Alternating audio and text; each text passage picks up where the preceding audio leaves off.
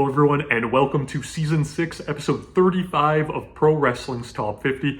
I'm your host, Travis McNeil, and today we continue our countdown of the top 50 matches of 2021 with match number 16 on our list, which is the G1 Climax Tournament Block A match between Shingo Takagi and Tomohiro Ishii from the New Japan Pro Wrestling G1 Climax 2021 Night 1 event held on September the 18th. This is the first and only G1 match hitting this year's list. And it's funny, a couple videos back, I talked about how it took so long in this countdown for a New Japan match to finally appear. The same can certainly be said with the G1. So the G1 Climax, if you're somehow unfamiliar with it, it is New Japan's big round-robin tournament that they do each year for any New Japan or pro wrestling fan in general. It is one of the highlights each year because you get to see all of the main event talent and some of the mid-card talent too, mix it up in incredibly high-caliber matches. The nice thing about the G1 is all of the matches have a 30-minute time limit, so we sometimes get used to those long, drawn-out New Japan main events, but everything here packs a lot more of a punch. And each year, especially for the past decade, at least, we've been given so much high-quality action in this tournament. The 2020 edition, was a little bit of a change being during the pandemic, but, given the lack of wrestling, overall for that year, it was still a major highlight. If you go back to Season 1, I had several matches from the G1 make the countdown for that top 50. This year, though, still caught in the pandemic. Somehow it affected the 2021 G1 even more so than the 2020. You had a number of high-profile outsiders that couldn't participate, like Will Ospreay. You also had, a pandemic crowd, still the clap crowd that New Japan had. But the big difference here, and I talked about this previously with New Japan, is just an overall real lack of buzz. The G1 was moved to the fall instead of the summer because of the Olympics. New Japan, I don't want to say they'd fallen out of goodwill, with their fan base, but some questionable booking decisions, an over-reliance on interference, a lack of fan service when it comes to things like posting GIFs online, wrestlers being away, the overall state of Japan during the pandemic, leading to these non-hot crowds. It really took its toll on the promotion. So the G1 came and went. I always look forward to the G1. I do a pick'em contest, through the Voices of Wrestling website, to the point that this year I completely forgot to do it, which really said a lot about the G1. That's not to say that it didn't have some great matches. There was a couple on there that are certainly worth watching. This one was the absolute pick of the litter, in my opinion, but nothing compared to previous years. That said, I'm recording this video in 2022. I can't wait for the G1 this year. I'm hoping by the time that happens, we can get some good vocal crowds again. We can bring in all of the imported we would want to see in it, and it can really deliver. This match, though, is, a masterpiece of brutality. You have two wrestlers that are basically custom built as opponents for each other. Tomohiro Ishii is one of my favorite wrestlers of all time. And this is a great match because it really shows his versatility for being, someone that hits so hard and is so strong and, all of the physical attributes that we can give Ishii. He plays one of the best underdogs in all of wrestling, in my opinion. But this match, he takes on a completely different role, showing that versatility where, he plays the bully in this one, and it's Shingo that really has to be the underdog, which is on paper a little bit strange because Shingo was coming into this year's G1 as the IWGP World Heavyweight Champion, the man on top of the mountain of New Japan. But with that comes a lot of pressure. Shingo's title reign, in a way, almost seems slightly cursed.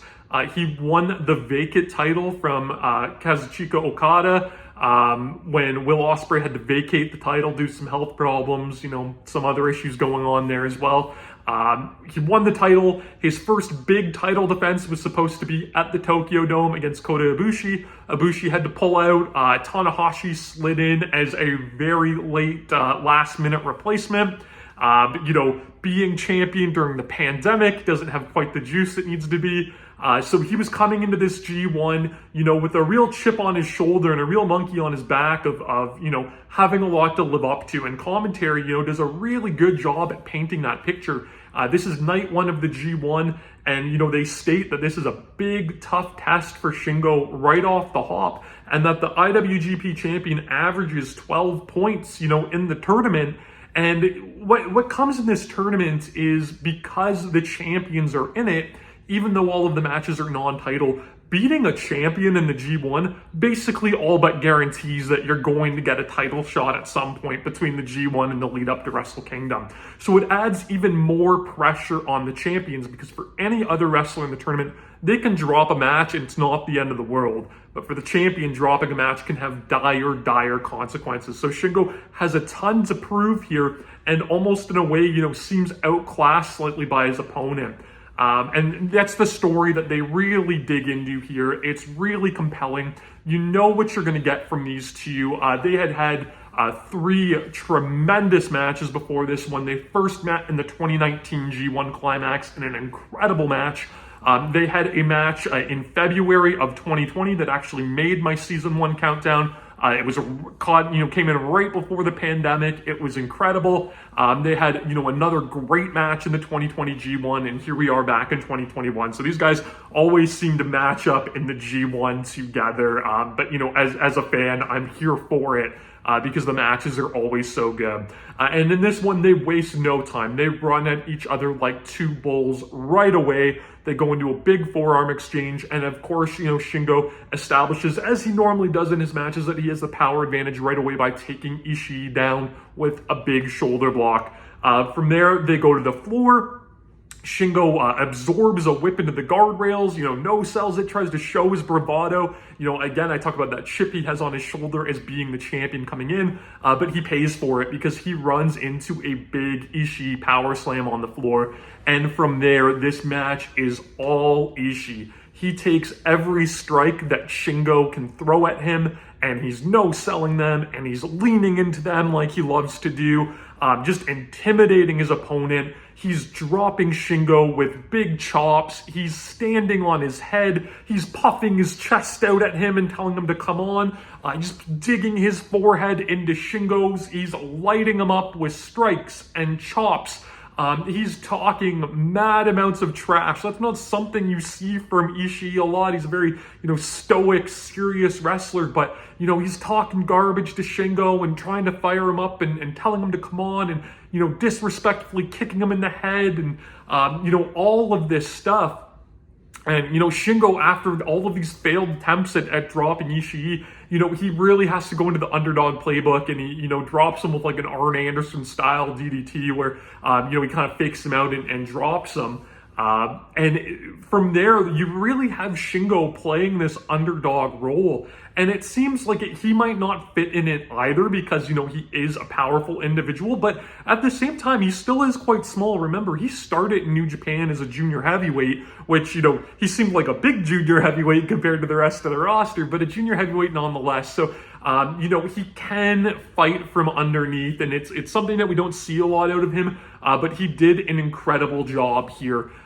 He, gets these moments where he gets rolling a little bit, but just, Ishii just torments him, and at one point he just kicks him in the back with like a super stiff dragon kick to the back, and that finally, fires Shingo up enough that he's able to drop Ishii with a big forearm. The first time we really truly see Ishii go down to a strike in this match.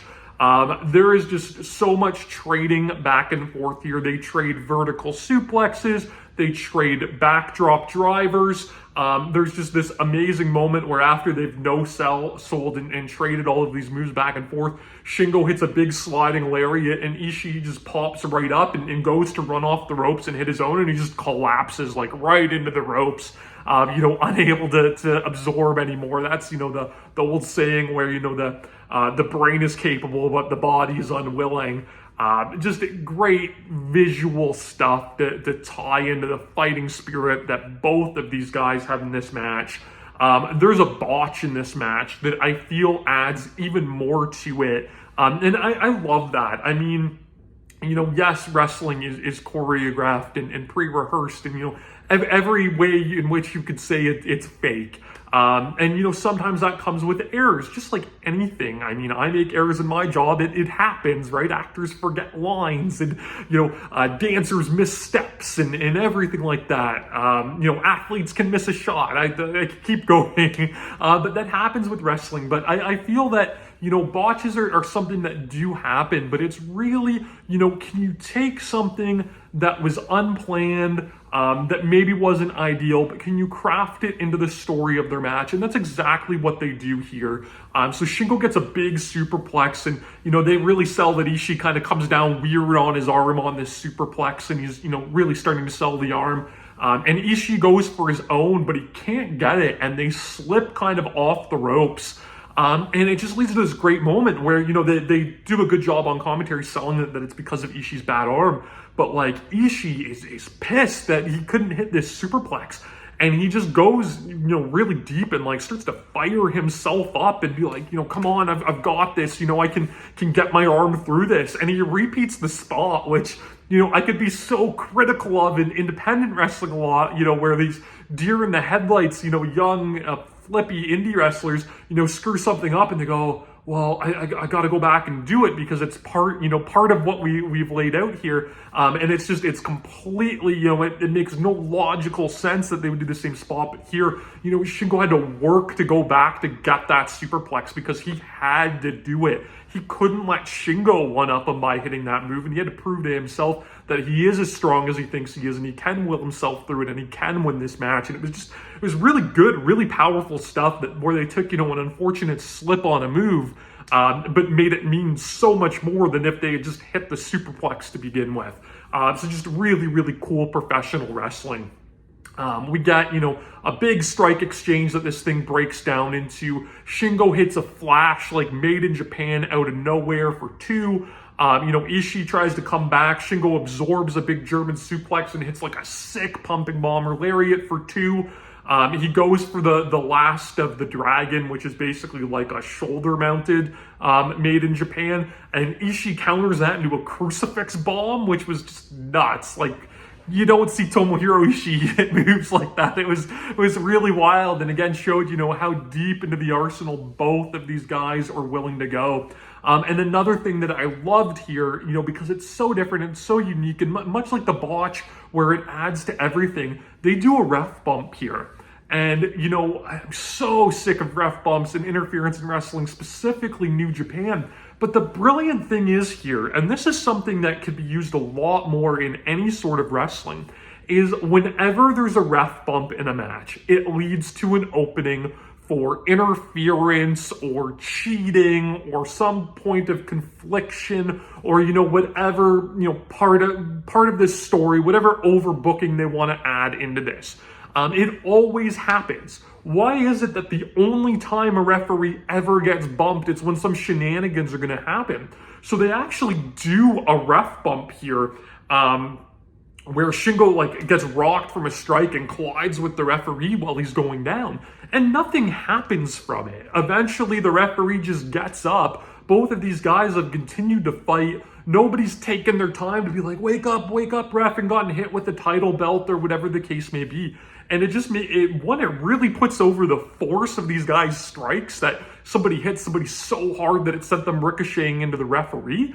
But 2, it makes these ref bumps in the grand scheme of things make so much more sense that they can occur every once in a while. And so, when they do happen in a match where it creates this opportunity, at least it makes sense, and it adds to that, suspension of disbelief that we have to have watching wrestling, right? So give me more of this stuff where, when you want to use a device for a certain reason, give me that device where it doesn't have to have that payoff, just so I know it's something to expect, and it's not always, going to result in interference. And it's the same thing with time limit draws and stuff like that. And I mentioned this in the Lee Moriarty and Wheeler, Utah video. If a match goes long and you have a 60-minute time limit, chances are I think you're going to go to the time limit. It kind of telegraphs the draw. end the match in 53 minutes, end the match in 58 minutes, right? Make me believe that a time limit draw might not happen when you're going to go to a time limit draw. Don't make it so obvious. So I love that small little nuance that both of these guys added into this match with the ref bump. We get huge near falls here. Ishii gets the power bomb for 2. Shingo, avoids the brainbuster and hits the pop-up DVD. They're no-selling dragon suplexes and lariats and all of this crazy, crazy stuff. And Kevin Kelly has a really good call on the English commentary where he talks about, in the lead-up for this match, I guess he was asked, about what his predictions were. And he said there was absolutely no way that, with these two guys and how hard they hit and how hard they fight, that it would go anywhere near the 30-minute time limit. And they tease that time limit here, kind of going back to what I was just saying about the time limit, where they really make you think that it could potentially go 30. Because, the New Japan always does a great job with the time cues. These wrestlers really, really stress the urgency that they need that win, especially in something like the G1 where that, finishing that match gets you 2 points, and that could be the big difference, over you advancing into the finals over someone else that, had a draw and got the 1 point. So it leads, this great, run of kickouts and big moves and hard strikes. They end up just, trading jab punches and nasty headbutts, just trying to knock the other guy out before the 30 minutes is up. And I want to say at like 28 or 29 minutes, like right on the cusp there, Shingo finally hits Last of the Dragon that he tried earlier, and it's enough to put Ishii away for 3. It gets Shingo on the board. He's the champion. He just defeated one of his stiffest competitors, he could possibly face in the tournament on night 1 in another brutal classic between these two. The match is great. The story told is great. It shows the versatility of both of these competitors, that they could be the bully or fight from underneath. They have all of these great little things that you see in wrestling matches used in different ways, and it leads to a memorable contest. These guys could match up every single year in the G1, and I would be a happy camper. You can watch this match, of course, on New Japan World. You can subscribe to my channel here on YouTube so that you never miss a video. Follow me on Instagram and Twitter at Wrestling50. And please join me again next time as we continue to count down Pro Wrestling's Top 50.